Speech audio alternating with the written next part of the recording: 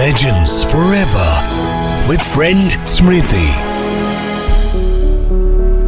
स्वागत करती हूँ मैं स्मृति लेजेंड्स फॉरएवर के एक और खूबसूरत सफर पर। और आज इस सफर पर हमारे साथ शामिल होने वाले हैं मन को मोह लेने वाले म्यूजिक डायरेक्टर मदन मोहन जी। मदन मोहन हिंदी फिल्मों के एक प्रसिद्ध संगीतकार थे। अपनी गजलों के लिए प्रसिद्ध इनका पूरा नाम था मदन मोहन कोहली। मदन मोहन जी का एक गाना संगीत सम्राट नौशाद को इस कदर पसंद आ गया था कि उन्होंने मदन मोहन से इस धुन के बदले अपने संगीत का पूरा खजाना लुटा देने की इच्छा जाहिर की थी। क्या बात है। यहाँ तक कि लता मंगेशकर मदन मोहन को गजलों का शहजादा कहकर बुलाती थी।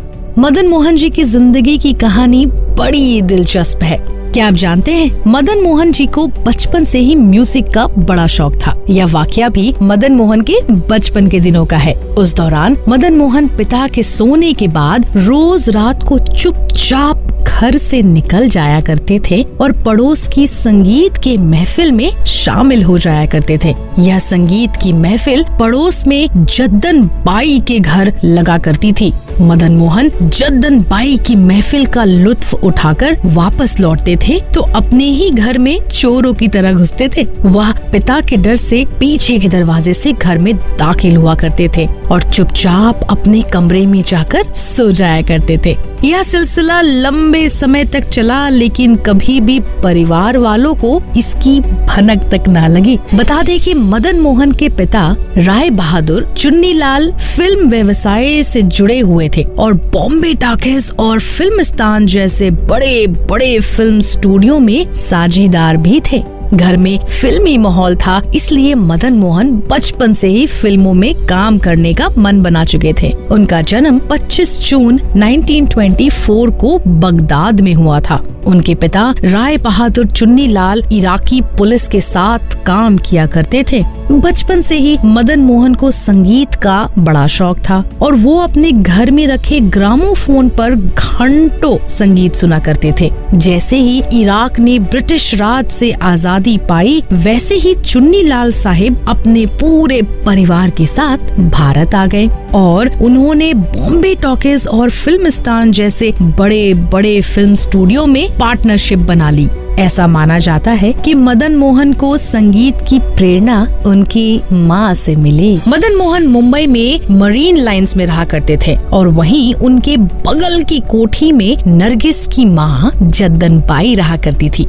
मदन मोहन रोज शाम को उनके घर यानी कि जद्दन बाई के घर उनका गाना सुनने के लिए जाया करते थे। जैसे कि मैंने पहले भी बताया, संगीत की समझ मदन मोहन को वहीं से मिली। इसी दौरान उनकी दोस्ती नरगिस के साथ भी गहरी होती गई। मदन मोहन के पिता चाहते थे कि वह फौज में भर्ती हो जाए और उन्होंने अपने पिता की इस इच्छा को पूरी भी की, लेकिन 2 साल यहाँ काम करने के बाद वह लखनऊ आ गए और उन्होंने रेडियो में काम करना शुरू किया। वहाँ पर उनकी मुलाकात बेगम अख्तर से हुई। साथ ही साथ उनकी मुलाकात विलायत खान और तलत महमूद जैसे शख्सियतों से हुई। इसी दौरान मदन मोहन के मन में संगीतकार बनने की चाह बढ़ने लग गई। तो मदन मोहन ने जब अपने पिता को उनका पहला संगीत सुनाया तो उनके पिता भावुक हो गए। उन्होंने अपने बेटे मदन मोहन से कहा, मुझे नहीं पता था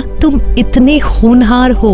मुझे लगा था कि तुम मुझे बेवकूफ बनाने के लिए फिल्मों में जाने की बात करते थे। मुंबई आने के बाद मदन मोहन की मुलाकात SD बर्मन, श्याम सुंदर और श्री रामचंद्र जैसे प्रसिद्ध म्यूजिक कंपोजर्स से हुई और वह उनके सहायक के तौर पर काम करने लगे। बतौर संगीतकार वर्ष 1950 में प्रदर्शित फिल्म आँखें के जरिए मदन मोहन ने फिल्म इंडस्ट्री में अपनी पहचान बनानी शुरू की और सफल भी हुए। फिल्म आँखें के बाद लता मंगेशकर मदन मोहन की चहीती प्लेबैक सिंगर बन गई और वह अपनी हर फिल्म के लिए लता मंगेशकर से ही गाना गवाया करते। लता मंगेशकर भी मदन मोहन के संगीत निर्देशन से काफी प्रभावित थी और उन्हें गजलों का शहजादा कहकर बुलाया करती थी। मदन मोहन शक्ल से एकदम हीरो की तरह दिखते थे। लंबा चौड़ा शरीर, गोरे खूबसूरत तराशा हुआ चेहरा और बुलंद आवाज। जाहिर है अपने अच्छे दोस्त राज कपूर की तरह वो भी एक अभिनेता बनना चाहते थे, पर उनके पिता ने इसके लिए सख्त मना कर दी थी उनको। जबकि मदन मोहन के पिता उन दिनों मुंबई में चर्चित बॉम्बे टॉकीज, जिसमें नामी गिरामी स्टार्स काम किया करते थे, उसमें जनरल मैनेजर थे। वो चाहते तो अपने बेटे को तगड़ा ब्रेक दिला सकते थे, पर पिता ने यह करने के बजाय मदन मोहन को फौज में भेज दिया। मदन मोहन जी के पसंदीदा गीतकार के तौर पर राजा मेहंदी अली खान, राजेंद्र कृष्णा और कैफी आजमी का नाम सबसे पहले आता है। स्वर सम्राज्ञ लता मंगेशकर ने गीतकार राजेंद्र किशन के लिए मदन मोहन की धुनों पर कई गीत गाए। महान संगीतकार ओपी नैयर, जिनके निर्देशन में लता मंगेशकर ने कई सारे सुपर डुपर हिट गाने गाए हैं, अक्सर कहा करते थे, मैं नहीं समझता कि लता मंगेशकर मदन मोहन के लिए बनी हुई है या मदन मोहन लता मंगेशकर के लिए। लेकिन अब तक ना तो मदन मोहन जैसा संगीतकार हुआ और ना लता जैसी प्लेबैक सिंगर। मदन मोहन से आशा भोसले को अक्सर यह शिकायत रहती थी, आप अपनी हर फिल्म के लिए लता दीदी को ही क्यों लिया करते हैं। इस पर मदन मोहन कहा करते थे, जब तक लता जिंदा है मेरी फिल्मों के गाने वही गाएंगी। 1970 की फिल्म दस्तक के लिए मदन मोहन जी को सर्वश्रेष्ठ संगीतकार के राष्ट्रीय पुरस्कार से सम्मानित किया गया था।